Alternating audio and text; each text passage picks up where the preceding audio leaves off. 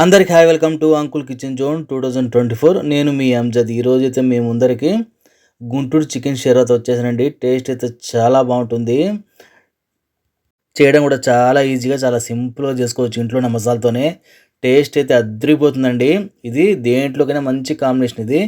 ఇంకెందుకు ఆలస్యం వచ్చేయండి మన రెసిపీలోకి. ఇప్పుడు ఏం చేద్దామంటే స్టవ్ మీద ఒక ప్యాన్ పెట్టేసి ఆ ప్యాన్లో 2 స్పూన్ల ధనియాలు అయితే వేసుకుందాము, 6 ఎండుమిరపకాయలు, అలాగే కొద్దిగా మిరియాలు అంటే ఒక 1/4 టీ స్పూను మిరియాలు, అలాగే 1/4 స్పూను జీలకర్ర, కొద్దిగా ఫ్రెష్ కరివేపాకండి, పచ్చి కరివేపాకే, ఒక రెమ్మ కరివేపాకు వేసుకొని మనం దీన్ని ఒక్క సెకండ్ అలాగా మనము పచ్చివాసన పోయేంత వరకు ఫ్రై చేసుకుందాము. మంచి అరోమా ఫ్లేవర్ వచ్చేంత వరకు ఫ్రై చేసుకుందాం. మనము ఒక్క నిమిషం అలాగా స్టవ్ని అయితే సిమ్లో పెట్టేద్దాము.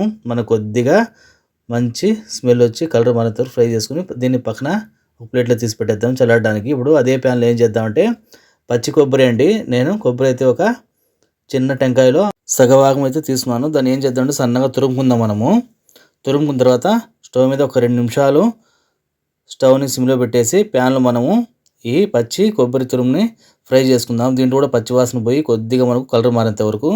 చూసారు కదా, మనకు పచ్చివాసన అయితే చాలా వరకు వెళ్ళింది. అలాగే మనకు కొబ్బరి కూడా లైట్గా కలర్ మారింది. ఇప్పుడు దీన్ని పక్కన తీసి చల్లారి పెట్టేద్దాము. ముందుగా మనం ఫ్రై చేసి పెట్టుకున్న ఎండుమిరపకాయలు, ధనియాలు ఉంది కదా, ఆ మసాలాని అయితే మిక్సీ జార్లో వేసి మెత్తగా పొడి అయితే మనము పట్టుకుందాము. ఈ మసాలా అండి మనకు చాలా హైలైట్గా ఉంటుంది మన గుంటూరు చికెన్ షేర్వాలో. మన గుంటూరులో అయితే అక్కడక్కడ బండ్ల మీద కానీ చిన్న చిన్న హోటల్ అయితే ఈ షేర్వా అనేది చాలా ఫేమస్. టేస్ట్ కూడా చాలా బాగుంటుంది. ఇప్పుడు మనం దీన్ని బాగా మెత్తగా పొడి అయితే కొట్టుకునేద్దాం మిక్సీలో. చూసారు కదా, ఈ విధంగా మెత్తగా రావాలి. అసలు మనకు మూత తీస్తేనే మంచి అరోమా ఫ్లేవర్ అండి. మంచి రుచితో అలాగే సువాసనతో ఈ షేర్వా అనేది రెడీ అవుతుంది. ఇప్పుడు అదే జార్లో మనం ఏం చేద్దామంటే మనము ఫ్రై చేసి పెట్టుకున్న కొబ్బరి ఉంది కదా, పచ్చి కొబ్బరిని, దాన్ని కూడా కొద్దిగా నీళ్ళు వేసి పేస్ట్గా చేసుకోవడమే. దాంట్లో ఏం చేయాలంటే ఒక 5 నుంచి 8 తెల్లగడ్డపాయలు, అలాగే 1.5 ఇంచు అల్లాన్ని వేసుకొని మనం ఇందులోనే మసాలా బాగా కొద్దిగా నీళ్ళు వేసి మసాలా అయితే పట్టేద్దాము. పేస్ట్లా చేసుకోవాలి మనము కొబ్బరి మసాలాని. చూసారు కదా, ఈ విధంగా మెత్తగా మిక్సీ అయితే మనం పట్టుకోవాలి కొబ్బరిని. టేస్ట్ అయితే చాలా బాగుంటుందండి. ఇది అన్నంలో కానీ, బగారా రైస్లో కానీ, ఇడ్లీ, దోశ, పూరి, చపాతీలకు అయితే సూపర్ కాంబినేషన్ ఇది. ఇప్పుడు స్టవ్ మీద ఒక గిన్నె పెట్టుకుని ఆ గిన్నెలో ఒక 3 చెంచాల నూనె పోసుకుందాం మనము. నూనె వేడెక్కిన తర్వాత ఒక 2 మీడియం సైజ్ ఎర్రగడ్డలు అయితే మనం సన్నగా కోసుకొని నూనెలో అయితే వేసుకుందాము. మనకు ఒక 50% మగ్గేంత వరకు ఫ్రై చేసుకుందాం మనము. మరీ గోల్డెన్ బ్రౌన్ కావాల్సిన అవసరం లేదు. ఒక 50% మగ్గితే సరిపోతుంది. ఇప్పుడు దీంట్లో ఏం చేద్దామంటే ఒక 1/4 టీ స్పూను పసుపు అయితే వేసుకుందాము.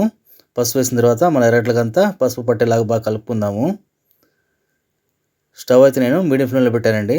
ఇప్పుడు ఏం చేద్దామంటే దీంట్లో మనం మిక్సీ పట్టుకున్నాం కదా పచ్చి కొబ్బరి ఫ్రై చేసుకొని, ఆ కొబ్బరి అలాగే తెల్లగడ్డ అల్లం పేస్ట్ కూడా దీంట్లోనే ఉంది కదా, అది వేసి అయితే మసాలాను బాగా కలుపుకుందాం మనము. అలాగే ఒక పెద్ద సైజు టమాటాని అయితే చిన్న చిన్న ముక్కలు కోసి ఇందులో వేసుకుందాం మనము. వేసుకున్న తర్వాత 4 పక్కల గిన్నెలు అయితే కలుపుకుందాము.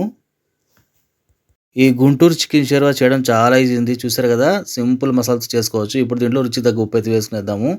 ఉప్పు వేసిన తర్వాత మనం వేసిన ఉప్పు అంతా అలాగే టమాటాల్లో అలాగే పచ్చి కొబ్బరిలో మసాలా బాగా పట్టేలాగా కలుపుకోవాలి. ఒక్క 2 నిమిషాలు అలా పెట్టేద్దాం మనము. ఇప్పుడు నేను చికెన్ అయితే ఒక 1/2 కిలో తీసుకున్నాను అండి. బాగా శుభ్రంగా కడుక్కొని మనం చికెన్ అయితే మసాలాలో వేసేద్దాము. మసాలా మొత్తం చికెన్ ముక్కలకు బాగా పట్టేలాగా అయితే గిన్నెలో కలుపుకుందాం మనము. ఒక్క నిమిషం అలా పెట్టి మళ్ళీ ఒక 1/2 స్పూను పట్టా లవంగాల యాలక పొడి అండి. ఇది గరం మసాలా ఇంట్లో చేసింది. అది ఒక 1/2 స్పూన్ అయితే వేసుకొని మసాలా మొత్తం బాగా మిక్స్ అయ్యేలాగా కలుపుకోవాలి మనము. ఒక్క 3 నిమిషాలు అయితే మూత పెట్టేద్దాము. 3 నిమిషాల తర్వాత చూసారు కదా, మనకు మసాలా అనేది బాగా కుక్ అయ్యి నూనె అనేది బాగా బయటకు వచ్చింది. ఇప్పుడు మళ్ళీ ఇంకోసారి 4 పక్కల అయితే గిన్నెలో చికెన్ని మసాలాను బాగా కలుపుకుందాం మనము. ఇది టేస్ట్ చాలా బాగుంటుందండి. గుంటూరులో అయితే చాలా ఫేమస్ ఇది. నేను ఒకసారి తిన్నాను, నాకైతే చాలా బాగా నచ్చింది. ఇప్పుడు మనము మిక్సీ పట్టుకున్న పొళ్ళు ఉన్నాయి కదా, ధనియాలు, ఎండుమిరపకాయలు, కరివేపాకు, జీలకర్ర, అవన్నీ ఆ పొడిని మనము ఈ స్టేజ్లో ఉన్నప్పుడు వేసి బాగా కలుపుకోవాలి. ఇప్పుడు మనకు చికెన్ అయితే ఒక 50% అయితే ఉడికింటుంది. మనం పొడి మసాలాలు వేసాం కదా, ఒక్క 2 నిమిషాల మసాలాలో బాగా మగ్గనివ్వాలి. ఎందుకంటే మనం వేసిన పొడి మసాలాలు చికెన్లో బాగా ఊరుతాయండి అలా మగ్గడం వల్ల.